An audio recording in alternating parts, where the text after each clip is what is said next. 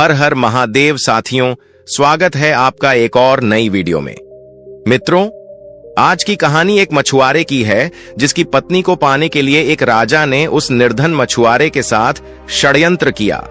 कहानी बहुत ही रोचक और ज्ञानवर्धक है, इसलिए आप सभी कहानी के अंत तक हमारे साथ बने रहें। और चैनल पर नए हैं तो स्टोरियन सफर चैनल को सब्सक्राइब करके बेल आइकन ऑन कर लें ताकि आपको इसी तरह की प्रेरणादायक और मजेदार कहानियों का नोटिफिकेशन मिलता रहे। तो चलिए साथियों, बिना देरी किए कहानी की ओर बढ़ते हैं। प्राचीन काल की बात है। भरतपुर नामक किसी राज्य में विजय सिंह नाम का एक राजा राज्य करता था। वह बहुत ही दुष्ट और कामी राजा था। वह अकारण ही लोगों को प्रताड़ित करता था। उसके अंदर सबसे बड़ी कमी यह थी कि वह सदैव पराई स्त्रियों को कुदृष्टि से देखता था। उसका मन सदैव सुंदर स्त्रियों में रमा रहता था। साथियों, शास्त्रों में कहा गया है कि जिसका मन चंचल होता है वह अपनी इंद्रियों को वश में नहीं रख पाता। जो मनुष्य इंद्रियों के अधीन हो जाता है उसका विनाश जल्दी होता है। यही हाल उस राजा के साथ हुआ। वह अपने मनोरंजन में इतना मशगूल होता चला गया कि उसका राजपाट से मन हटने लगा। धीरे धीरे उसका राजपाट उसके हाथों से फिसलने लगा।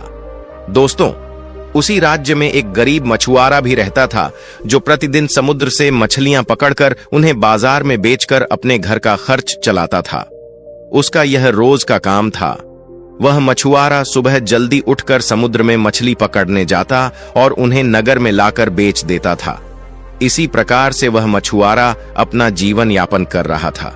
धीरे धीरे समय बीतता गया। एक दिन की बात है, मछुआरा रोज की तरह समुद्र पर मछली पकड़ने के लिए जाता है। उधर नागलोक का राजा नागराज अपनी पुत्री नागकन्या को साथ लेकर समुद्र में विहार करने के लिए आ रहा था। नागकन्या बहुत ही सुंदर और रूपवान थी और नागराज अपनी कन्या से बहुत प्रेम करता था।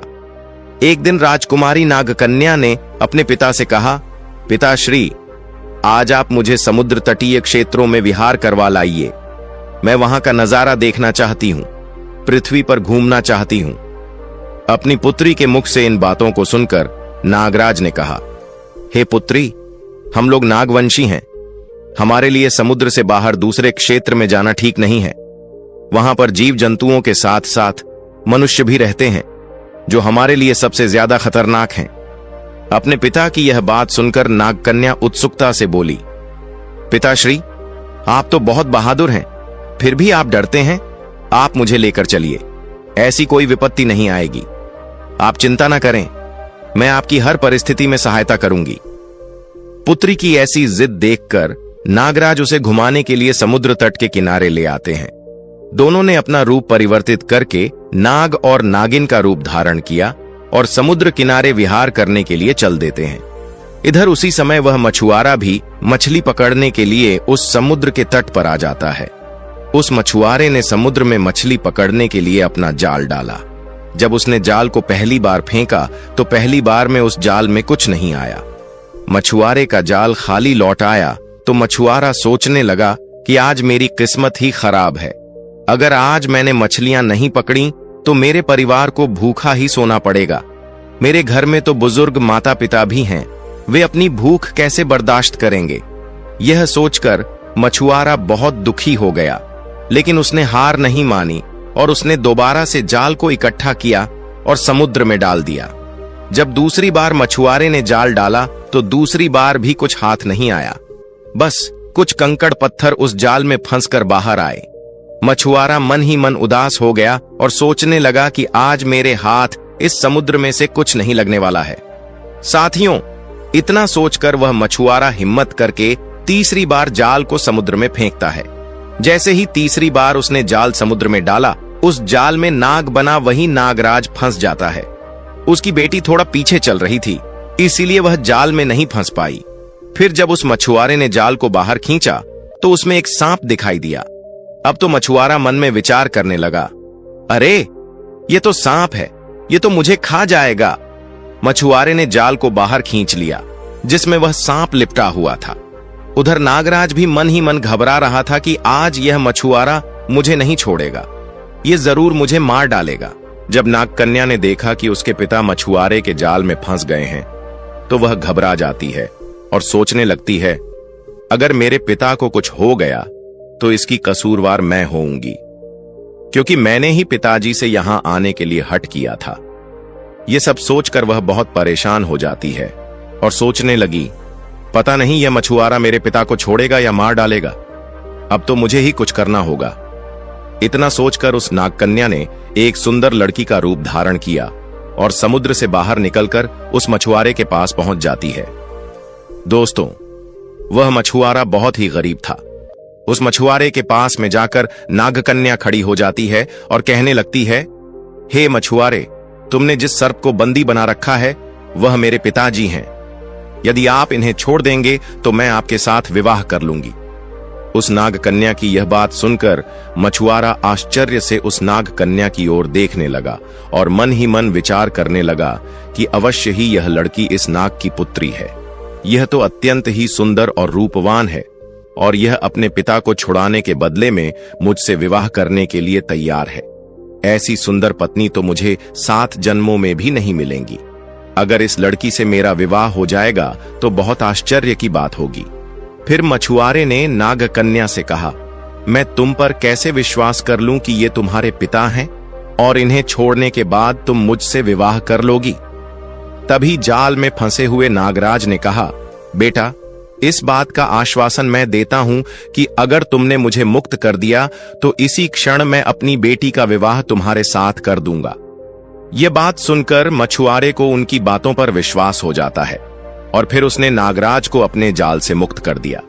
नागराज जाल से मुक्त होते ही अपने असली रूप में आ जाते हैं और उस मछुआरे से बोले, बेटा, तुमने आज मुझे अपने जाल से मुक्त करके मुझ पर बहुत बड़ा उपकार किया है, इसलिए अपने वायदे के मुताबिक मैं तुम्हारा विवाह अपनी बेटी के साथ यहीं पर संपन्न करा देता हूं। फिर नागराज ने अपनी पुत्री नागकन्या का विवाह वैदिक रीति रिवाज से समुद्र के किनारे ही संपन्न करा दिया। उसके बाद उसने अपनी पुत्री को मछुआरे के साथ में विदा कर दिया। मछुआरा इतनी सुंदर पत्नी को पाकर बड़ा प्रसन्न था। फिर वह अपनी पत्नी के साथ झोपड़ी में लौट आता है। झोपड़ी पर आने के बाद वह नागकन्या देखती है कि उसका पति तो बहुत गरीब है और एक छोटी सी झोपड़ी में रहता है। लेकिन साथियों, यह सब देखने के बाद भी उसके मन में अपने पति के प्रति बिल्कुल भी घृणा नहीं आई। वहीं अगर यह आज के युग में किसी स्त्री के साथ होता तो वह अपने पति को कोसने लगती और वहीं बैठकर रोने लगती कि मैंने तो अपने हाथों से ही अपने पैर पर कुल्हाड़ी मार ली है। लेकिन नागकन्या ने बिल्कुल भी ऐसा नहीं किया। वह एक पत्नी की तरह जाकर उस झोपड़ी में रहने लगी। उधर उस मछुआरे ने नागकन्या से पूछा, हे देवी, हमारे पास तो कुछ भी भोजन नहीं है। तुमने मुझसे विवाह तो कर लिया, पर क्या तुम मेरे साथ इस झोपड़ी में खुश रह पाओगी? तब नागकन्या कहने लगी, हे स्वामी, आप मेरे पति हैं। मैंने आपके साथ विवाह किया है। मेरे पिता ने स्वयं अपने हाथों से मेरा कन्यादान किया है और अब आपका हर तरह से सहयोग करना मेरा पत्नी धर्म है। आप जहां पर जो काम करेंगे मैं उसमें आपकी सहायता जरूर करूंगी। आपको कभी किसी मुसीबत में अकेला नहीं छोड़ूंगी। इस प्रकार से अब वह दोनों अपनी झोपड़ी में रहने लगे। मछुआरे का तो प्रतिदिन का वही काम था, सुबह उठकर समुद्र तट पर जाना और वहां से मछलियां पकड़कर नगर में बेचना। एक दिन की बात है, राजा विजय सिंह का एक सैनिक नगर में विहार करने के लिए अपने घोड़े पर सवार होकर जा रहा था। तभी उसकी नजर मछुआरे की झोपड़ी पर पड़ी। उसने जब देखा कि झोपड़ी के अंदर एक अत्यंत ही सुंदर स्त्री बैठी है तो वह हैरान रह गया, क्योंकि उसने इतनी सुंदर स्त्री जीवन में इससे पहले कभी नहीं देखी थी। वह झोपड़ी के सामने खड़ा होकर सोचने लगा कि इतनी सुंदर तो महारानी भी नहीं है जितनी सुंदर यह स्त्री है। सैनिक ने सोचा कि मुझे यह संदेश महाराज को देना चाहिए। वह मुझ पर प्रसन्न होकर बहुत सारा धन देंगे। यह सोचकर सैनिक महल की ओर वापस लौट जाता है और राजा विजय सिंह के पास पहुंचकर कहता है, हे महाराज, हमारे राज्य में जो मछुआरा है उसकी इतनी सुंदर पत्नी है कि आपकी जितनी भी रानियां हैं वह सब उसकी सुंदरता के सामने धूमिल हैं। उसकी सुंदरता को देखकर ऐसा प्रतीत हो रहा था मानो वह देवलोक की कोई अप्सरा हो। उसके चेहरे पर चंद्रमा के समान तेज चमक रहा था। उसके नेत्र कमल की पंखुड़ी के समान थे।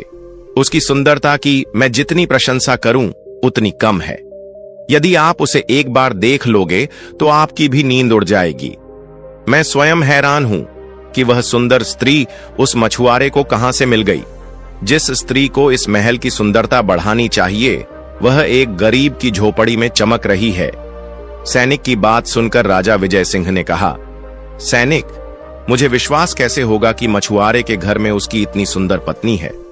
तब सैनिक ने कहा, हे महाराज, आप स्वयं चलकर देख लीजिए। सैनिक के कहने पर राजा उसके साथ अपने रथ पर सवार होकर मछुआरे की झोपड़ी की ओर चल देता है। थोड़ी देर में वह उस झोपड़ी के पास जा पहुंचते हैं। जब मछुआरे ने देखा कि उसके द्वार पर स्वयं महाराज आए हैं तो मछुआरे ने महाराज को देखकर उनका खूब आदर सत्कार किया।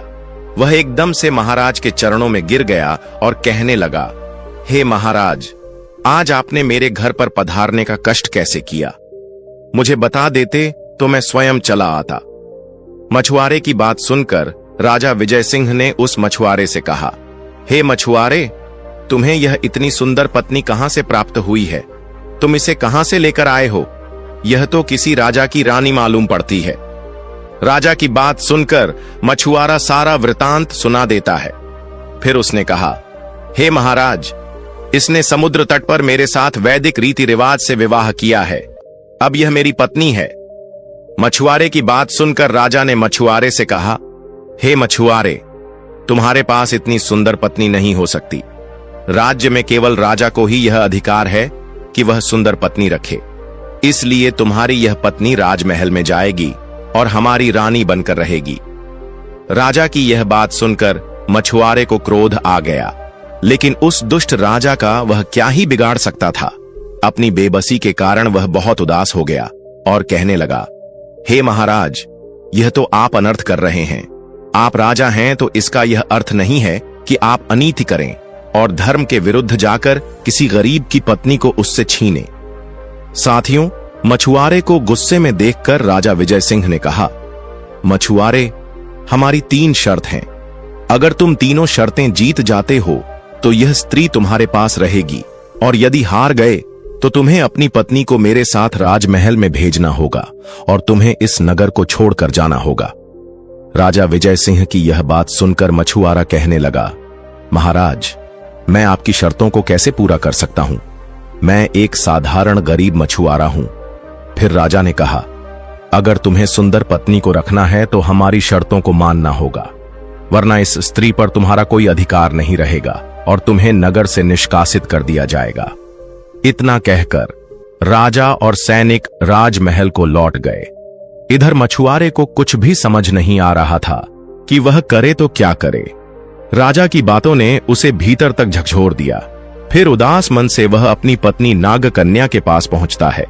नागकन्या ने जब अपने पति का चेहरा उदास देखा तो कहने लगी, हे स्वामी, क्या बात है? आज आप बहुत चिंतित दिख रहे हैं। आपकी चिंता का कारण क्या है? क्या राजा की धमकी से आप डर गए? तब मछुआरा कहने लगा, हे प्रिय, मैं क्या करूं? मैं धर्म संकट में फंस गया हूं। वह राजा है और तुम तो जानती ही हो कि राजा, जोगी और अग्निजल, इनकी उलटी रीत होती है। इनसे सदैव बचकर चलना चाहिए। राजा जिस स्त्री को चाहे उसे भूलकर भी नहीं चाहना चाहिए। फिर मछुआरा आगे कहने लगा, हे प्रिय, मैं सच कहता हूं, यदि तुम मेरे पास रहोगी तो राजा हमें रहने नहीं देगा, राजा हमें मार डालेगा। इसलिए मैं तुमसे आग्रह करता हूं कि तुम महाराज के महल में चली जाओ। तुम्हारा जीवन भी स्वर्ग हो जाएगा और हमारी जिंदगी भी बच जाएगी। मछुआरे को इस प्रकार से चिंतित देखकर नागकन्या कहने लगी, हे स्वामी, आपने कैसे कह दिया कि मैं राजा के साथ चली जाऊंगी? मेरा विवाह तो आपके साथ संपन्न हुआ है। स्वयं मेरे पिता ने आपके साथ मेरा विवाह किया है। मेरे लिए तो आप ही राजा हैं और आपकी झोपड़ी ही मेरे लिए महल है। मैं अंतिम सांस तक आपके साथ रहूंगी। मैं कभी आपका साथ नहीं छोड़ूंगी। अपनी पत्नी की बात सुनकर मछुआरा बोला, हे प्रिय, तुम ठीक कहती हो, परंतु राजा की शर्तों का पालन कैसे होगा? यदि मैंने उसकी शर्तों का पालन नहीं किया तो वह बहुत ही दुष्ट और क्रूर है। वह मुझे अकारण ही मृत्यु की सजा सुना देगा। अब तुम ही बताओ, राजा की शर्तों को पूरा कैसे किया जाए। अपने पति को समझाते हुए नागकन्या ने कहा, हे स्वामी, आप राजा के दरबार में जाओ और राजा से उसकी शर्तों के बारे में पूछना और राजा से कहना कि हे महाराज, हम आपकी शर्तें पूरी करने को तैयार हैं। अगर हमने आपकी शर्तों को पूरा कर दिया तो आपको भी देश से निकलना होगा, आपको भी राज्य छोड़ना होगा। शर्त हारने के बाद आपको भी इस राज्य पर राज्य करने का अधिकार नहीं होगा। मछुआरे ने ऐसा ही किया। अगले दिन सुबह होते ही वह मछुआरा राजा के दरबार में पहुंच जाता है और राजा के सम्मुख खड़ा होकर निडरता से कहता है, हे महाराज, मैं आपकी शर्तों को पूरा करने के लिए आया हूं, कृपया अपनी शर्तें बताइए। राजा विजय सिंह ने अपनी शर्त बताते हुए कहा, मुझे यह बताओ कि समुद्र में कितनी मछलियां हैं। राजा का प्रश्न सुनकर मछुआरा कहने लगा, हे महाराज, मुझे आपकी शर्त मंजूर है। मैं आपको कल आकर आपके इस प्रश्न का उत्तर दूंगा, लेकिन मेरी भी शर्त है। यदि मैंने इस प्रश्न का उत्तर दे दिया और आपकी शर्त पूरी कर दी तो आपको भी देश छोड़कर निकलना होगा। राजा कहने लगा, ठीक है, मुझे तुम्हारी शर्त मंजूर है। राजा ने शर्त मंजूर कर ली और पूरे शहर में ढिंढोरा पिटवा दिया कि कल राजा के प्रश्न का उत्तर देने के लिए मछुआरा दरबार में उपस्थित होगा। अगर वह राजा की शर्त पूरी नहीं कर पाएगा तो उसे अपनी पत्नी महाराज को सौंपनी होगी। साथियों, मछुआरे ने शर्त तो स्वीकार कर ली थी, लेकिन वह मन ही मन भयभीत भी था और सोच रहा था, यह कैसी शर्त है? समुद्र में कितनी मछली हैं भला यह कोई कैसे गिन सकता है? वह ज्यादा विलंब न करते हुए राजमहल से अपनी झोपड़ी की ओर लौट आया।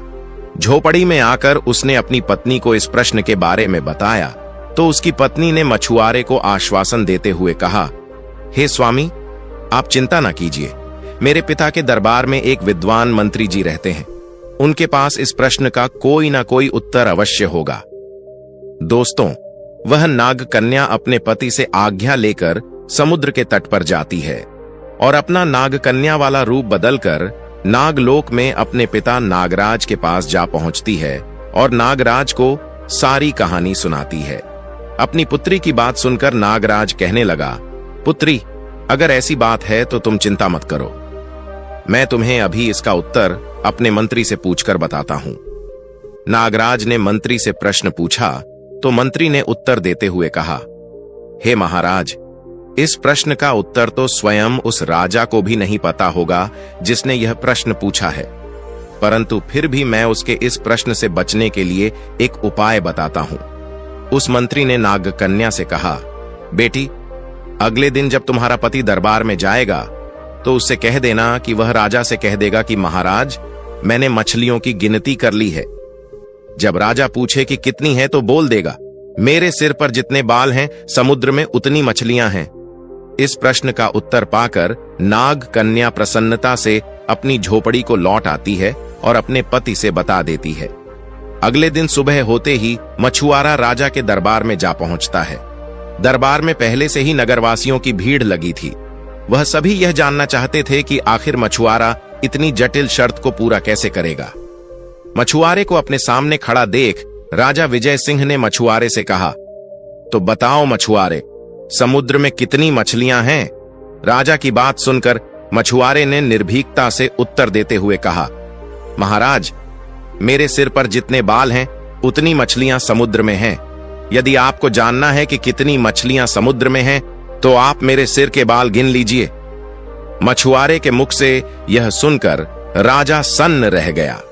वह समझ गया कि मछुआरा बहुत चालाक है और सभा में उपस्थित सभी नागरिक मछुआरे के इस उत्तर को सुनकर हंसने लगे और उसकी सराहना करते हुए जय जयकार करने लगे। तभी राजा और सैनिक ने मछुआरे से कहा, सुन मछुआरे, अभी हम शर्त नहीं हारे हैं। हमने तुमसे 3 शर्तें पूरा करने को कहा था, अभी हमारी 2 शर्तें बाकी हैं। तब मछुआरा कहने लगा, हे महाराज, आप अपनी दूसरी शर्त भी बताइए। मित्रों, राजा ने दूसरी शर्त बताते हुए कहा, मछुआरे, तुम एक ऐसी टोकरी लेकर आओ जो राज्य के बाहर बह रही नदी के बहाव को उल्टा कर सके। यदि तुम नदी के बहाव को नहीं मोड़ सके तो फिर तुम्हारी पत्नी हमारे राजमहल में हमारी रानी बनकर रहेगी। राजा की दूसरी शर्त सुनकर मछुआरा चुपचाप उदास मन से अपनी झोपड़ी की तरफ चल देता है। अपनी पत्नी नागकन्या के पास आया और नागकन्या से कहने लगा, हे प्रिय, हमने राजा की पहली शर्त तो पूरी कर दी, परंतु राजा ने एक और समस्या खड़ी कर दी है। तब नागकन्या कहने लगी, कौन सी समस्या है? मुझे बताओ, महाराज ने ऐसा क्या कहा है? तब मछुआरा नागकन्या को बताता है कि राजा ने एक टोकरी लेकर आने को कहा है जो नदी के बहाव को उल्टी दिशा में बहा सके। अब तुम ही बताओ, ऐसी टोकरी कहां से आएगी? हमारे पास ऐसी कोई टोकरी नहीं है। लगता है हम राजा की शर्त पूरी नहीं कर पाएंगे। अब तो तुम्हें हमारे पास से राजा के महल में जाना ही होगा। ये बात जब नागकन्या ने सुनी तो नागकन्या ने कहा, हे स्वामी, आप घबराए नहीं, मैं यह भी उपाय कर दूंगी, तुम चिंता मत करो। ऐसा कहकर नागकन्या समुद्र के किनारे जाती है और अपना रूप बदलकर अपने पिता के पास नागलोक में जा पहुंचती है। अपनी पुत्री को दोबारा देखकर नागराज ने पूछा, हे पुत्री, अब क्या समस्या आन पड़ी है? तब नागकन्या कहने लगी, पिताश्री, आप तो जानते ही हो कि वह दुष्ट राजा विजय सिंह हमारे पीछे पड़ा हुआ है। वह मुझे पाने के प्रयास में मेरे पति के सामने नई नई शर्तें रख रहा है। अगर शर्त पूरी नहीं हुई तो राजा विजय सिंह मुझे अपनी रानी बनाकर ले जाएगा। फिर नागराज ने पूछा, पुत्री, इस बार तुम्हारी क्या इच्छा है? नागकन्या कहने लगी, पिताश्री, आप तो जानते ही हैं कि आपने स्वयं मेरा विवाह उस मछुआरे से किया है और अब वही मेरा पति है। मैं उस मछुआरे को कदापि नहीं छोड़ सकती हूं। फिर नागकन्या ने बताया कि राजा ने दूसरी शर्त रखी है कि एक ऐसी टोकरी लेकर आओ जो नदी के बहाव को उल्टी दिशा में बहा सके। यदि मेरे पति ऐसा नहीं कर पाए तो वह राजा मुझे उनसे अलग कर देगा। अपनी पुत्री की बात सुनकर नागराज बोले, हे पुत्री, तुम चिंता मत करो। मेरे पास भगवान शिव की दी हुई एक दिव्य टोकरी रखी हुई है। उस टोकरी को तुम ले जाओ। जैसे ही तुम उस टोकरी को नदी में डालोगी, नदी का बहाव उल्टा हो जाएगा।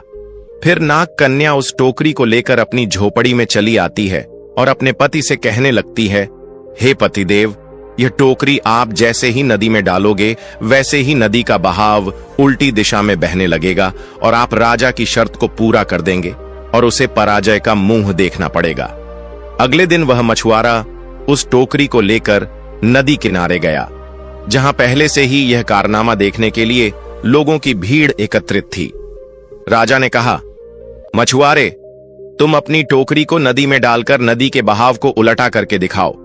अगर तुम्हारी टोकरी ऐसा नहीं कर पाई तो तुम्हारी पत्नी फिर हमारी हो जाएगी।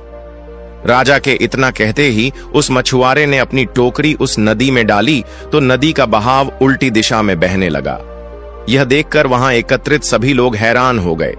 सभी लोग कहने लगे, महाराज, मछुआरे ने अपनी शर्त पूरी कर ली, इसकी जीत हुई और आप हार चुके हो।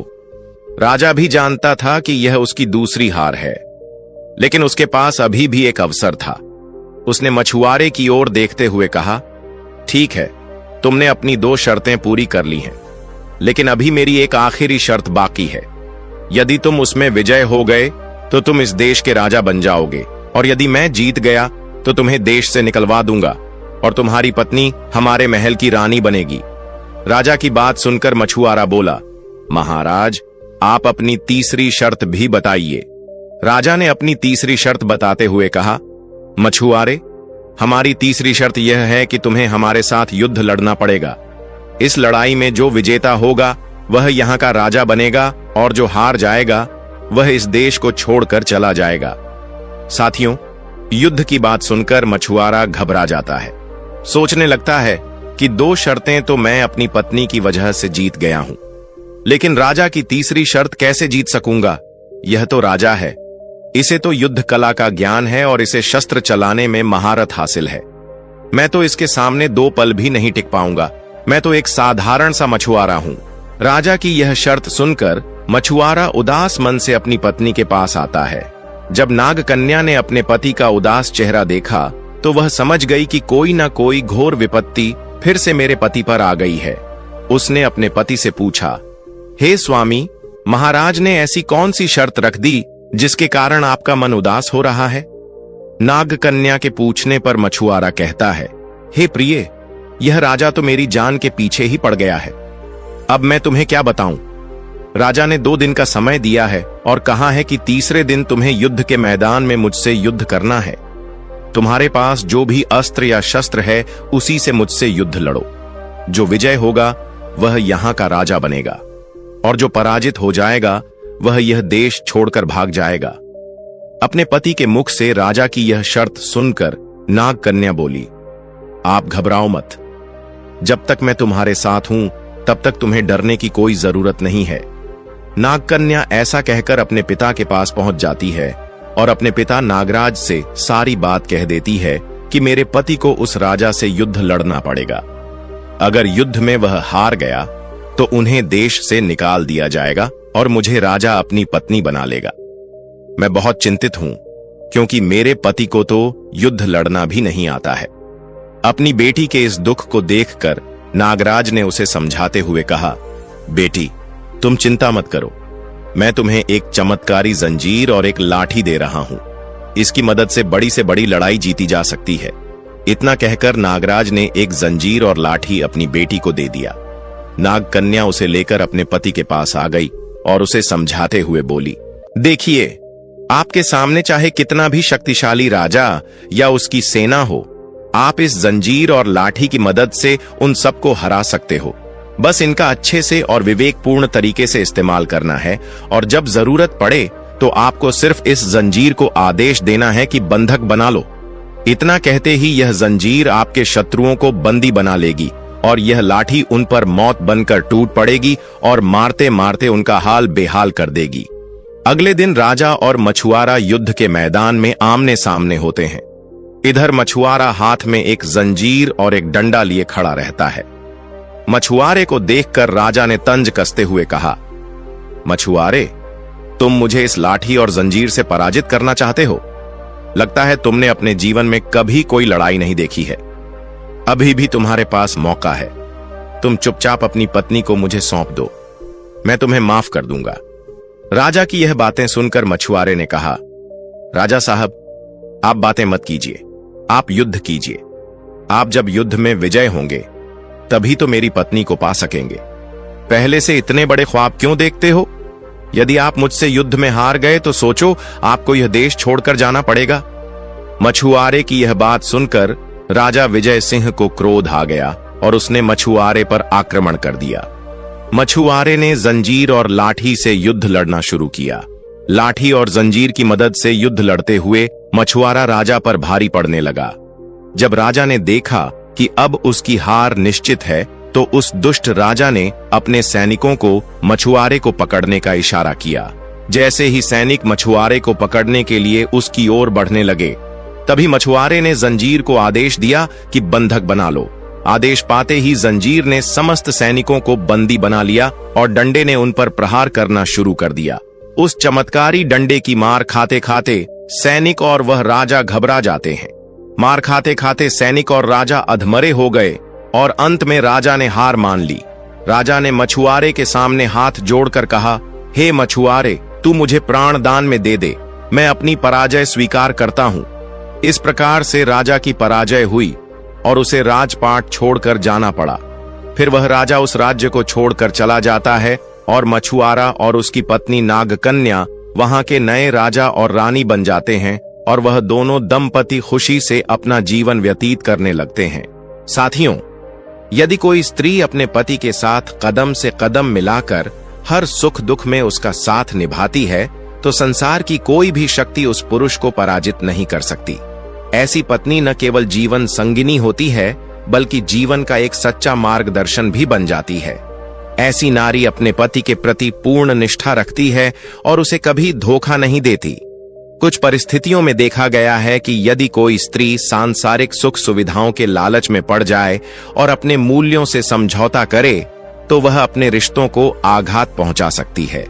किंतु जो स्त्रियां ना धन के लोभ में आती हैं, ना रूप या बल से आकर्षित होती हैं और अपने पति के पास जो कुछ भी रुखा सूखा हो उसी सरल जीवन को स्वीकार कर संतुष्ट रहती हैं, वे वास्तव में आदरणीय होती हैं।